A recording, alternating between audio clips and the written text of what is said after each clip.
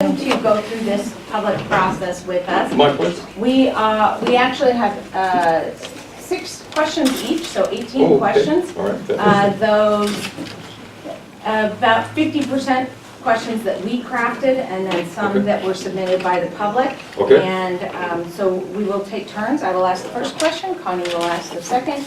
Okay. And Commissioner Beauvais, and then Commissioner Burke, and so we'll rotate that way. Okay. All right, so Sure. The first question is, will you tell us a little bit about yourself and what attracts you to this position? Why do you want the job? What experience do you have that you feel qualifies you for this position? Sure. Okay. David Walter. So again, Dave Walter. My wife Karen and I have lived in Port Angeles since 1999. We actually first came out to the Olympic Peninsula in 1989. We were living in Seattle at the time and came out to Hurricane Ridge. And really kind of fell in love with the area and just said, hey, you know, someday we'd love to come back here. And so we were able to make that a reality in 99. And I was working for DuPont at the time and traveled quite a bit. So it worked out that I could actually fly out of the airport there and go to Seattle because I was either working out of my home, working on the East Coast office, or meeting with customers and doing business development. And so having the airport there was huge. I mean, it was great. I had a friend that actually lived in Redmond, and we were taking the same flight, and I beat him to the gate. Honest to goodness, we both left at the same time. I beat him to SeaTac at the gate because at that point you could fly, get through security, and be on the other side. So it shows the kind of traction that has. And so that's, you know, that's one of the big things that draws me, is just the power of the port, I think. I have 4 children, 2 sons and 2 daughters, and you know, I think as my wife and I look at their future, it's just really important to me that there is a future for them here and that they can stay. And I don't want our kids to be our biggest export. And I see the port as having a huge influence on that and has already done multiple things, you know, just like the CRTC. What more can we do? That's attractive to me. I like that as a challenge. In terms of hobbies and such, I enjoy the outdoors, like to fish, like to hike, I like to kayak. Anything out on the water is fun. I have a big garden, so we have 3 horses, just like being out in the country, but pretty much anything outside. In terms of history and background, so with the DuPont company for 34 years, right out of school. Worked all the way through December of last year. 23 different jobs. I didn't list them all on the resume, but they like to move people around and saw that I had leadership potential, so gave me lots of challenges. And I think that's kind of uniquely skilled me in a way to be able to help in this regard. Want to make it clear that I look at the port and say, the port's operating today just fine, right? You don't need me. I don't come in on some high horse and think I have all the answers. I don't. But what I'm good at is I'm a good collaborator. I'm a good team builder. I know how to pull people together. I know how to strategize and organize and drive towards success. And people trust me. People believe in me, and I trust them and believe in them, and so it works. And so we make a high-performance team that's able to go out and be successful. So that's what attracts me. I think I've got some unique skills in that way, and that's why I think I could be a potential fit for it. Thank you. Thank you. The prosperity of any business line is dependent on adjusting to changes in the external environment. Yeah. What emerging opportunities and emerging threats do you see for the Port of Port Angeles? Well, let's talk about kind of the threats first, and then we'll move to the opportunities. I think in terms of threats, we've got a couple challenges there, right? So we've got still a pretty strong dependence on natural resources, particularly timber. I think the port's done a great job of having a strategy of working to diversify and coordinating that along with the city and the county. But we're still exposed in that area, right? And the timber industry, very important to us. We want to continue to foster that and the like, but the diversification would be, I think, a good move here at this point, while still strongly supporting timber. I think you can do both. I think there's a parallel path there. The remoteness of the area, in one sense, could be seen as a weakness, but yet I view that also as possibly a strength. And we've got to play to our strengths as opposed to trying to minimize our weaknesses, because I think there's a lot this area has to offer. You know, when you think about some opportunities there, think of the number of software developers that are over on the I-5 corridor. I mean, I lived in Seattle 89 to 94, and it was a lot smaller town than it is now. I go over there now and I'm in traffic for a long time, almost as bad as what it is in some of the other major markets in the world. You see housing prices, a lot of people getting priced out, can't buy a home, rent prices and the like.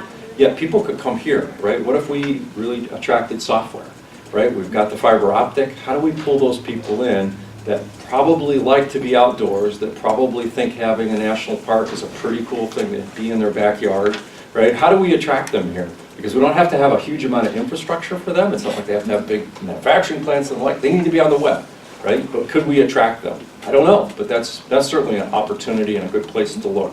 Just the natural beauty. I mean, there's very few places like this. I mean, I've had the privilege of being able to travel a lot of places in the world. This is cool. I mean, just to have this park, the water, the mountains, the diversity, the ocean, you don't get that in a lot of places. So let's play that up. I think we can get people to come here. I think we just got to create maybe some infrastructure and some support and some pull and a coordinated effort across all the entities. But I think it's doable, and I think the timing is right. Thank you. Sure.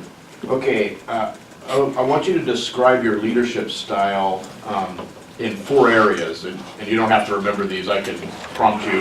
The 4 areas are, the first one is your leadership style when dealing with the port staff, your leadership style when dealing with the commissioners, and your leadership style in dealing with our tenants or customers, and then your leadership style in dealing with the exterior community. Okay, sure. Great.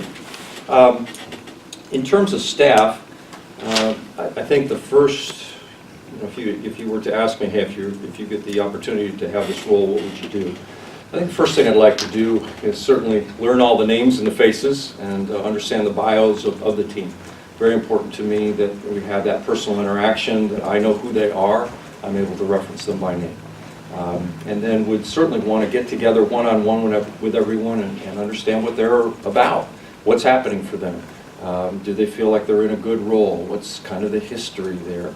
What are their skills and their talents? I know a survey was done here a little bit ago. I'd like to review that, understand more of kind of the feedback from that survey, and just really get a good pulse on people.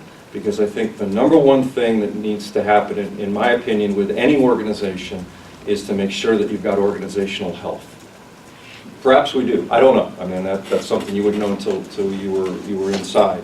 But in my mind, organizational health trumps everything else. If you have a healthy organization, you'll have a smart organization and an organization that functions effectively.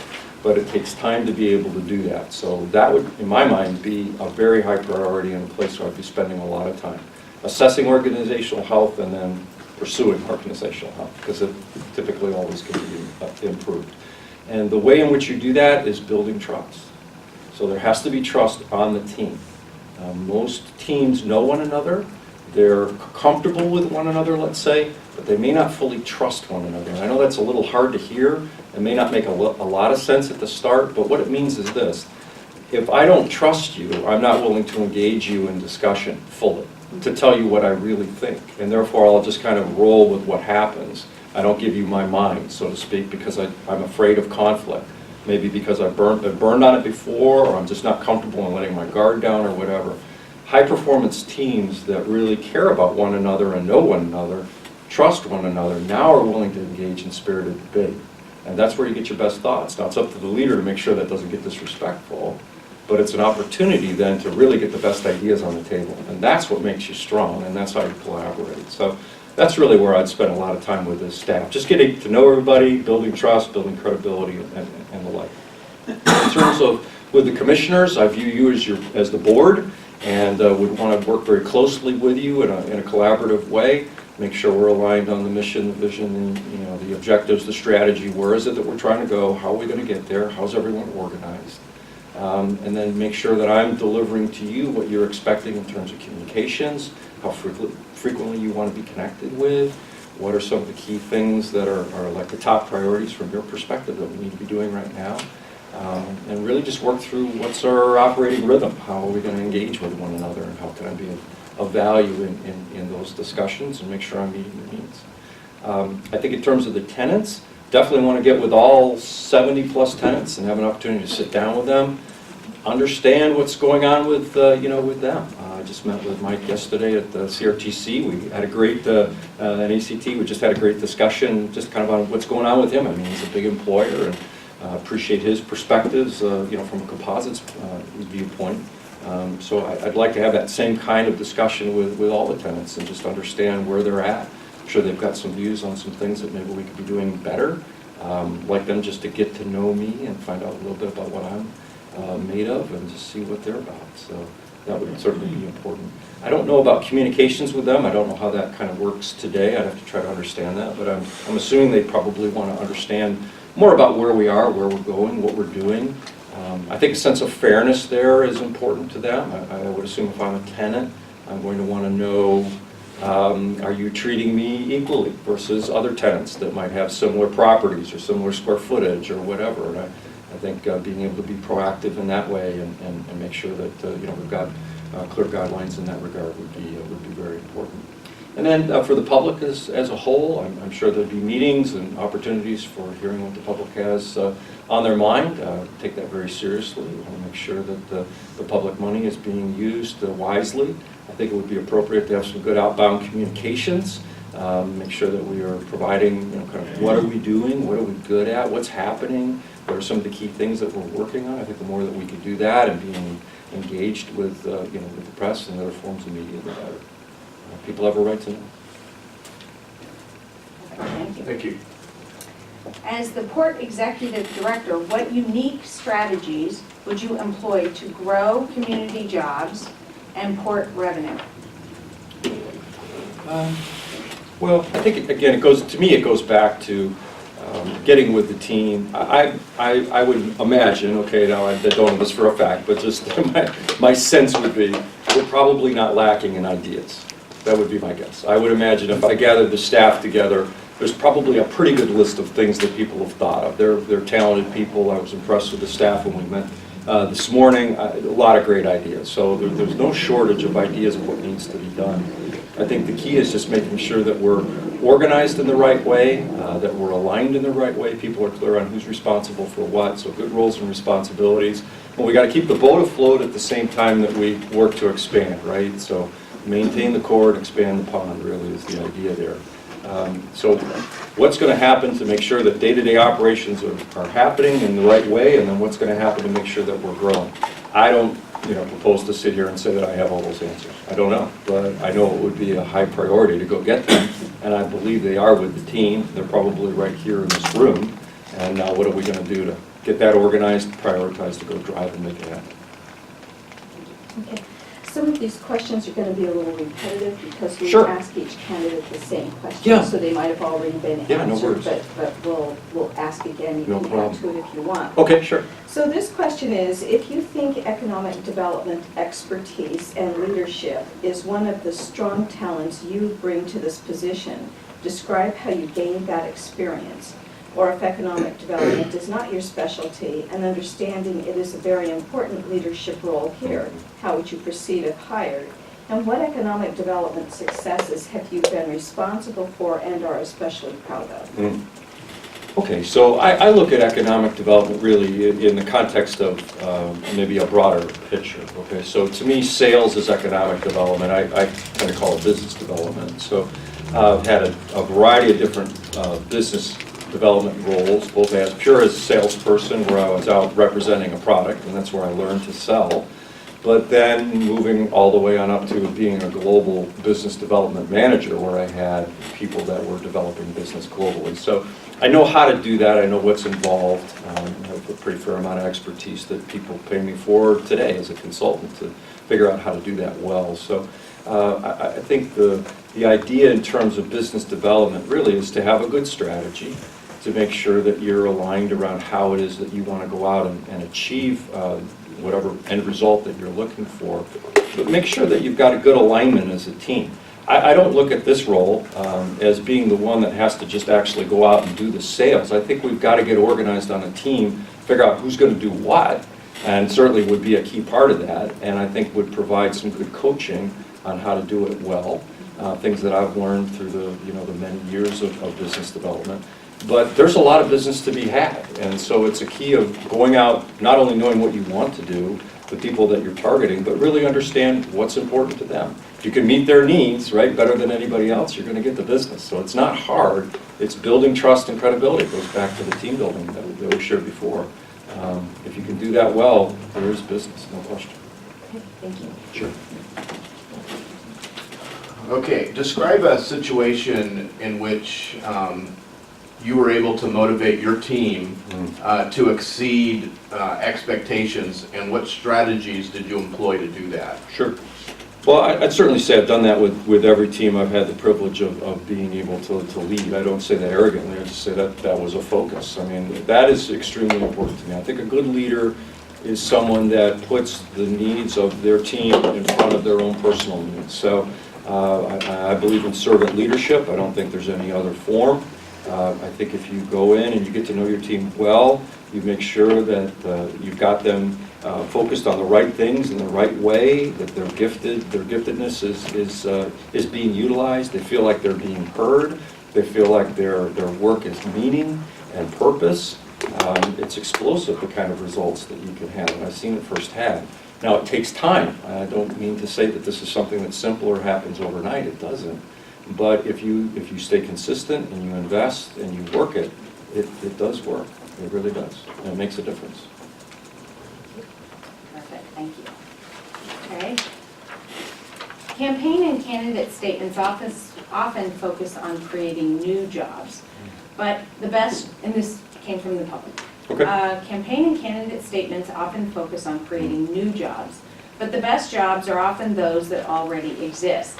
What will you do to support the retention and success of existing port-dependent businesses in the following sectors: marine, timber, composites, and ship maintenance? Please be specific as possible regarding your strategies for these business sectors. So that's marine, timber, composites, and ship maintenance. Okay, sure. I guess I would tend to answer that question more in a combination here, because I think the answer is really, in my opinion, the same regardless of the sector. The first is to really understand the needs that are here. I don't sit here and tell you I know what the strategy is. I don't. But I would know how to get to it, and I would be asking the questions of the team. I'd be asking the questions of the stakeholders. What's important to them? What's the unmet need that they have today that's not being filled? What have we tried and has worked? What have we tried and not worked, and what have we learned from it? So there's all kinds of things that would come up relative to the strategy. I assume we have a strategy with them, so I'd want to examine that, I'd want to understand that, I'd want to test that, see if that lines up with what I heard. But I would go out and want to engage as appropriate to address those four sectors. Obviously, I know the composites piece very, very well, but all of those sectors, again, I really think the approach would be, in my mind, the same. Okay. Again, this comes from the public. Okay, great. What changes do you expect to make at the airport to better serve the current users, bearing in mind we are no longer an air carrier airport? Yeah. So like I shared a little earlier, a lot of personal passion on this one, because I've driven the 2 hours and 20 minutes door to door from my door to the parking lot far more times than I care to imagine, and probably driven after midnight a lot more than I should have. So we need to get air service back there, and I know that there's a plan in place for that, and would have my full support, commitment, and whatever we got to do to figure that out. I have a lot of value for that. I think just having an airport like that is a real gift. I mean, it's pretty cool when you think about it. How do we better utilize that? How can we utilize that to attract more businesses here? I think there's ways to be able to do that, but we've got to have that service, and I think having the service will attract people. Like I shared with you earlier, I mean, I came in part because of that airport, because I was able to do what I needed to do, travel-wise, but also live in this area. So I think that is an economic engine in and of itself. In terms of the pricing and hangar fees and all that kind of stuff, I don't know. I mean, I would certainly look at it. Again, it goes back to the same process. They just have to understand the stakeholders. What are their needs? What's not being met today? What are the opportunities for improvement there? Again, I assume we have some kind of a plan, but I'd want to try and understand what that is. The port would like to do a better job communicating and partnering with our community. Any thoughts on what you would do to provide leadership in that area? Well, I'd certainly want to sit down and understand what our communications plan is. I'd want to look at what's the talent of our communications group, if you will, or the person that's responsible for communications and their giftedness in that area. Is that a place where we should look to maybe bump up, add additional staffing, et cetera? But I think it goes back to being more proactive than reactive. What's our position in the market? What is it that we're doing? I've lived here since 1999. Feel like I'm at least an aware citizen, read the paper and that sort of thing, but I couldn't have told you a whole lot about the port. I knew of it, but I didn't necessarily know until now all the jobs that were involved, all the different pieces that were there. I mean, it's very cool, and the amount of money that's available and is being reinvested. So how can we position that better? How can we help people know that their tax dollars are really making a difference? And I think, again, being proactive versus reactive would be a really good move. So I'd want to look at the comp plan, understand what's there, look at if we could bump that a little bit, but I would have a lot of energy for that. Let's just put it that way. Okay.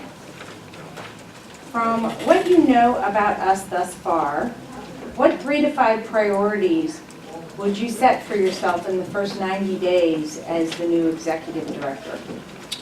Yeah, I think the big thing for me, number one, is the team and getting clear with the team in terms of their needs, their wants, their desires, what's happening for them, what's our overall organizational health. Again, I'd go back to the Jones strategic survey. I'd want to probably have a little survey of my own with some questions that I like to ask to get a pulse on that. Pulse on people is a big thing to me. I would share with the team, get used to being surveyed because I believe in it. I want to know what people are thinking, and a lot of times people have to be able to do that in an anonymous way to really share with you kind of their heart and what they're seeing. And it's also the only way you can track progress, right? This is a journey. It's not going to happen in a week's period of time in terms of making a really healthy organization. But I want some data to know that it is better. I can feel it, but I want the data to know that it's there. And so definitely would be spending a good chunk of time on trying to make sure that that's there. We talked a little bit about engagement. I would not only want to engage with each member of the team, but I would also want to engage one-on-one with you. I'd want to understand your needs, your desires, what you think is working well, what you see as areas of improvement in terms of our organization and our priorities. I'd want to engage with each tenant, so I'd look to meet with each of the tenants, 70 plus, understand their needs, and then certainly would be taking the feedback from the public and other venues to make sure that we're listening and hearing what they have to say, and would really look to synthesize that into our plan. I mean, you guys have done a good job, I think, of laying out the mission and the vision and the goals. I've read through that, I understand those. I think it's now a matter of what's the execution plan that goes with that, and let's also make sure as an organization that we understand that real well. Because you'd be surprised if you survey an organization, the number of people that don't necessarily know the mission and the goal. My experience. Now, maybe this is different here, but that would be one of the things we would survey. Complex, so may not. Study up. Yeah. Okay. Okay, again from the public, as the new executive director of Port Angeles, will you make it a priority to provide videos of Port Angeles work sessions and business meetings to the internet for the taxpayers of Clallam County to view when they have time in their schedules? I was believing we already did that. I think so, but if not, then it seems like that's pretty reasonable. But I don't know what the process is, but I certainly know anytime I've been here, it's been videotaped, so I assume that's, that's available and would continue to be so. Certainly believe in transparency. And again, proactive communications around what it is that we're doing and why. We all need to be aligned on that. I mean, there's no, there's no side conversations, there's no back conversations. Either we're doing what we say we're going to do, or we're not. But if we're not doing it, then we're not aligned. So we got to get aligned. So no, we should do. Of the lines of business that we have, and you're kind of familiar with them, from the tour. Yeah. Where do you see possible low-hanging fruit of economic possibility for our community? Well, I saw a lot of land out there, so that's good. There's space. So I think there's a lot of opportunity relative to the waterfront. Again, a protected deep water waterfront is not an easy thing to find. So what are some of the businesses that might have an interest in moving here? How could we pursue those? What would be important to them to be able to secure them? I think it's going to take a collaborative effort with the city and the county. I don't think that's just support alone. But how can you put a package together that's compelling, that gets them to want to come, still being fair to the existing tenants, but gives them an incentive that says, hey, I want to go and relocate to that area. And I think that's true for the industrial land areas as well. I think same thing. When I was at the airport, I saw a lot of space. So let's figure out what would be some good places to be able to utilize and do that. Again, with Seattle growing the way that it is, I think the I-5 corridor is right for people that would like to maybe be in a little bit different area. And let's play off our strengths. Okay, let's see. Describe some things you do to maximize the level of staff commitment, motivation, performance, excellence, and pride. Well, I think a healthy organization is all those things. So again, going back to the focus on organizational health. So there's really two pieces. There's organizational smarts, there's organizational health. And so most of the time in organizations, people spend it on smarts. So it's what's happening with the strategy, the vision, the tactics, how are we organized, what are we doing, what are our top goals. It tends to be where most organizations spend time. The problem is organizational health is softer. It's harder for people to really see the result of that, and it also takes longer, like we talked about. But in my mind, organizational health will trump all. So if we do that well, we will be smart and we will win. But I've seen it the other way, where there's been really smart people that I've met that the organizations are very intelligent, but they're not healthy, and therefore they're not successful. So I think if we get the health piece right, the rest of it will take care of itself. The pride definitely comes with that.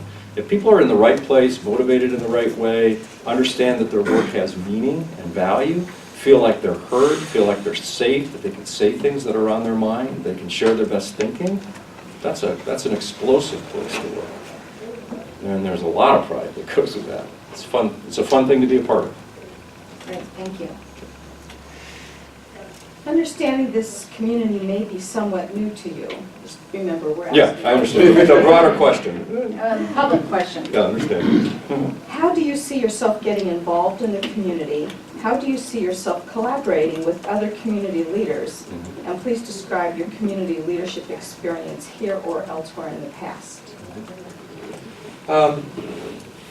You know, I've been so busy flying and all the rest that I didn't have a lot of time from a community standpoint outside of work at the church and that sort of thing, but I didn't do anything on the local community. And so that's one of the reasons why I wanted to give back relative to the CRTC and then potentially this opportunity. I do strongly believe in community, and so I shared with you in terms of our children and building the future. And now that I'm retired, I wanted to be able to spend more time being able to do that and carry that mantle. I think there's a lot of good things that we can learn from other communities, right? In my experience, success leaves clues. So who else has been successful? Where have they gone to get potential businesses to move in? What have they done? How have they approached that? I think those are things that can be learned.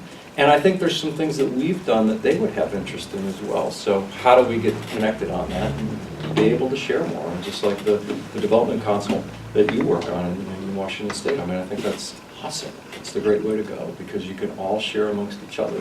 How can we bring stuff into Washington State? It's a good way to do it. Okay, thank you. How do you deal with failure, whether it's corporately like a failure that the team experiences or Sure. individually? Sure.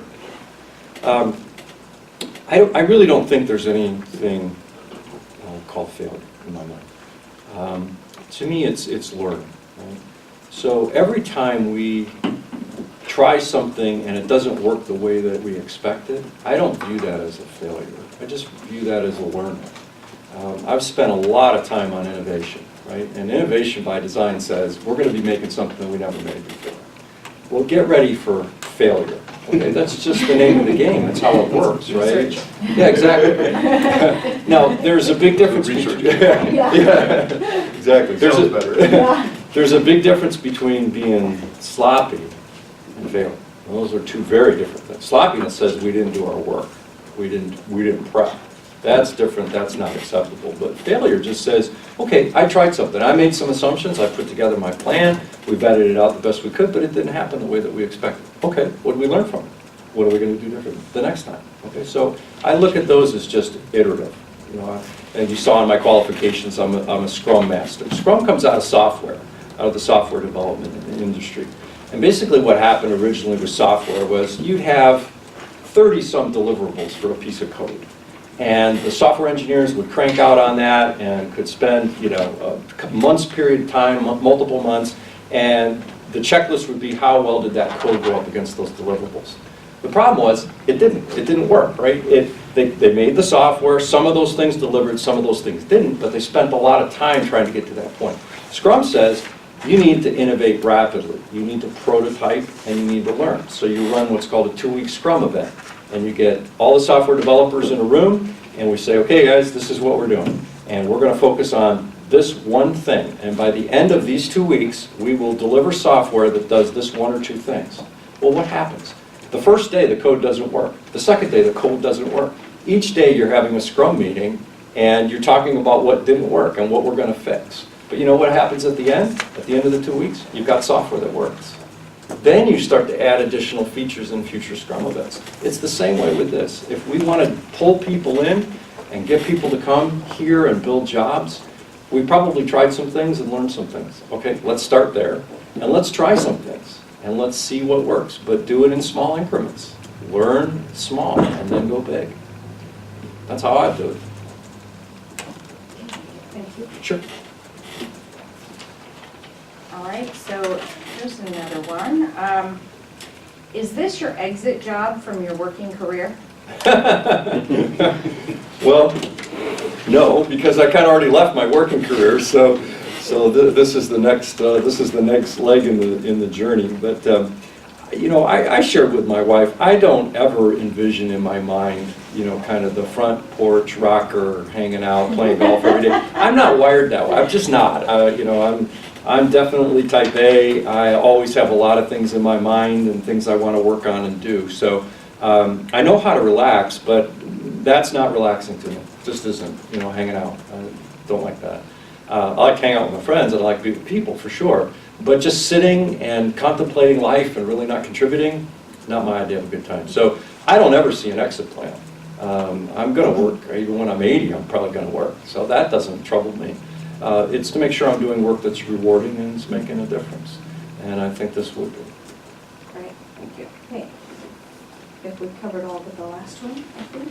Yeah, you have to ask your question. Okay. Remember? Well, I have the last question. No, the question you came up with in the beginning. You got a tough one. Is there anything you would like to ask of That's the us? last question. Yeah. I want to make sure we had all I was the other prompting questions. you. I'll just try to a little Okay. faster this time around.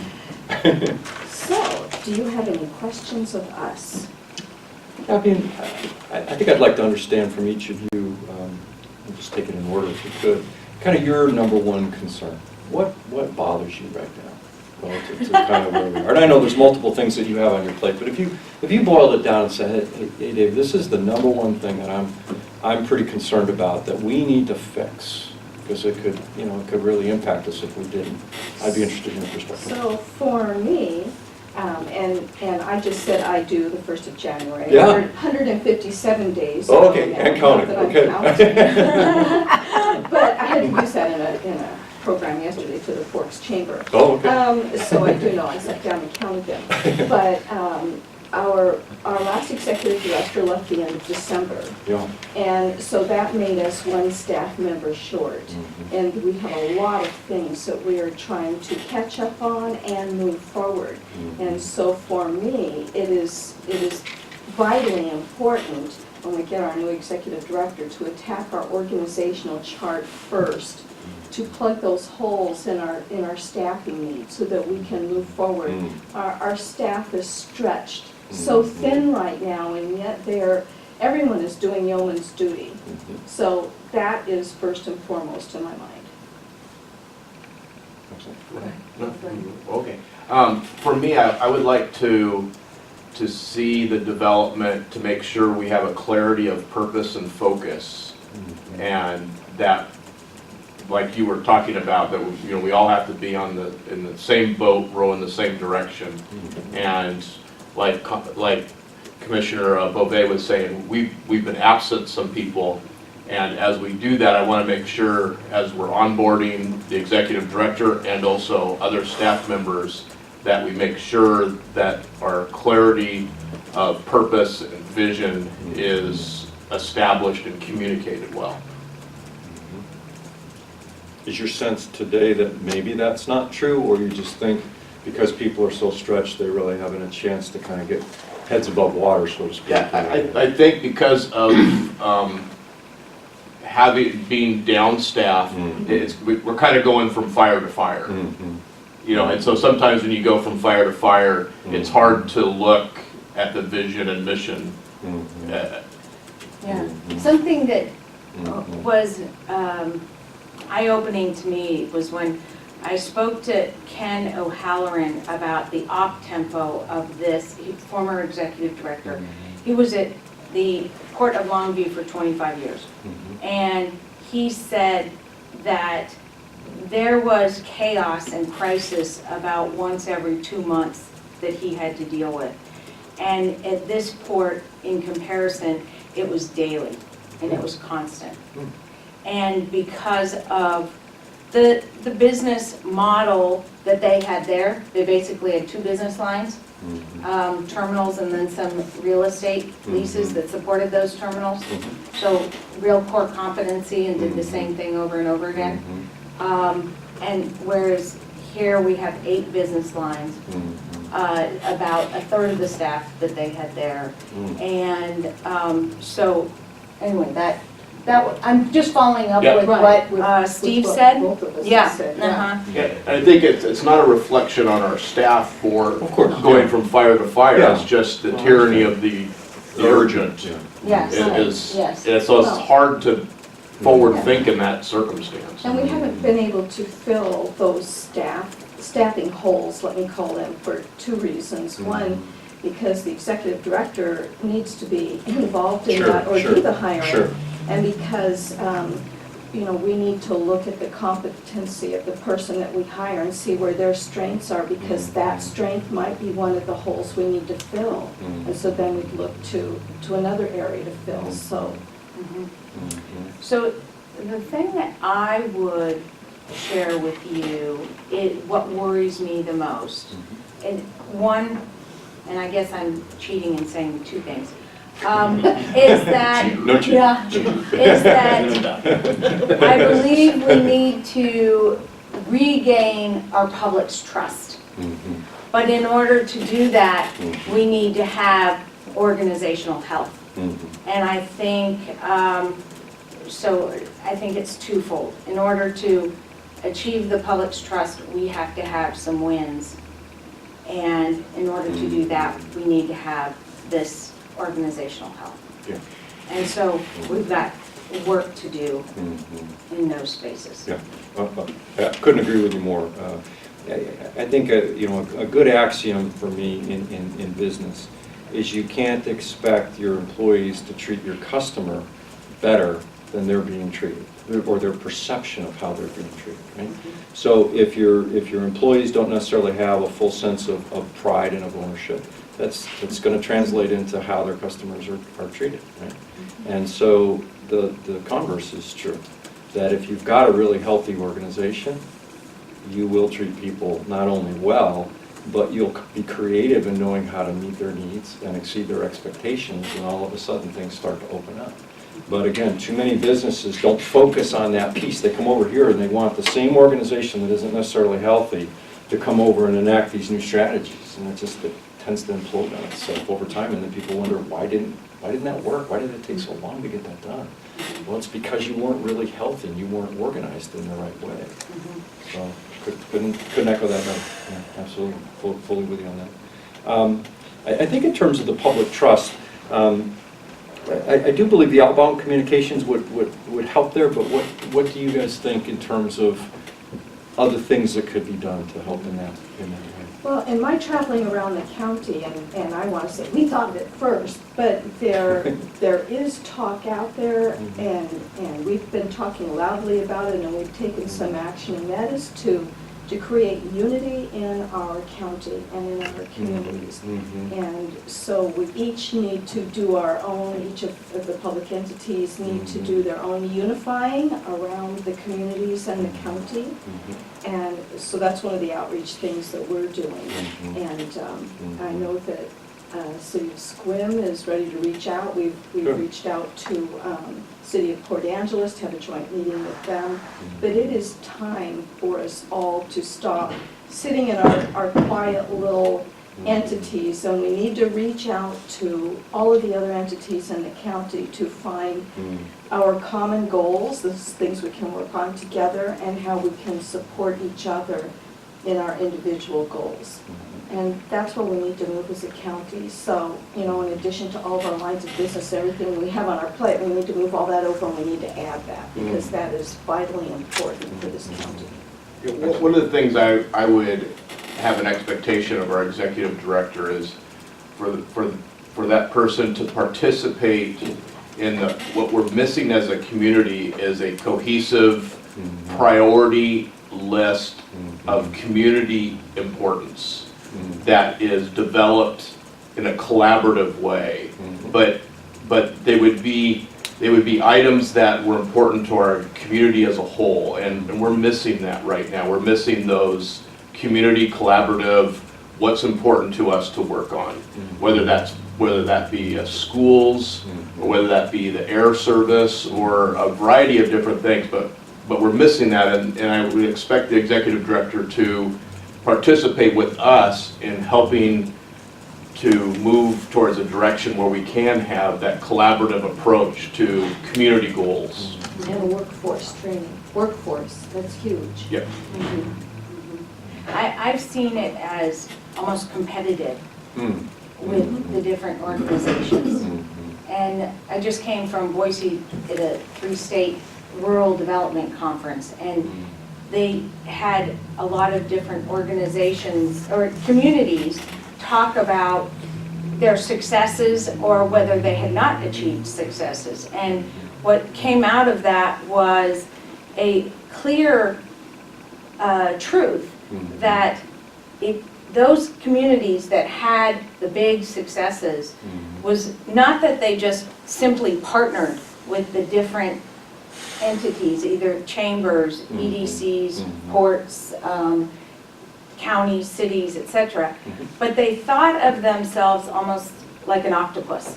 Like you can't achieve success unless you're all working together, and you don't just do your job. You think of that other entity as a critical component to community success, and you pass off information, and you're constantly working together and collaborating and helping each other, and then celebrating the success together rather than competing for, no, I did that and I need this funding, and then have it feeling like you have to prove that you deserved that funding. So flipping it on its end and celebrating one another's community successes as collaborative team members. Excellent. That makes a lot of sense. You think it's a winnable war then? You think the trust can be restored? I don't think we'd be here. No, I wouldn't be here. That's right. Yeah. That's why we're here. We'd be on the other side of the fence. Yeah, Contrary to popular belief, this job doesn't pay real well. So if you're here for the money, you've got some analyzing. So we do actually have another 15 minutes here, Okay. or I think we've gone through the questions. Okay. Commissioners, would you like to add anything else? I'll ask some questions. Okay, sure.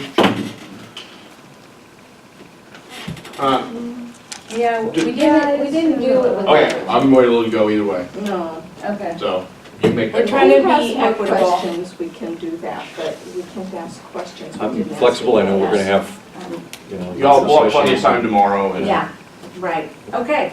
Well, terrific. Well, thank you so much Thank you for to each of joining you. us. I It was appreciate fabulous. it. Yeah. I really enjoyed that. Likewise. Thank I you very learned much. from you. Well, Yes. well, likewise. I Yeah. appreciate Yeah. the dialogue as Yeah. well and hearing your thoughts. We just don't know how to end a meeting early.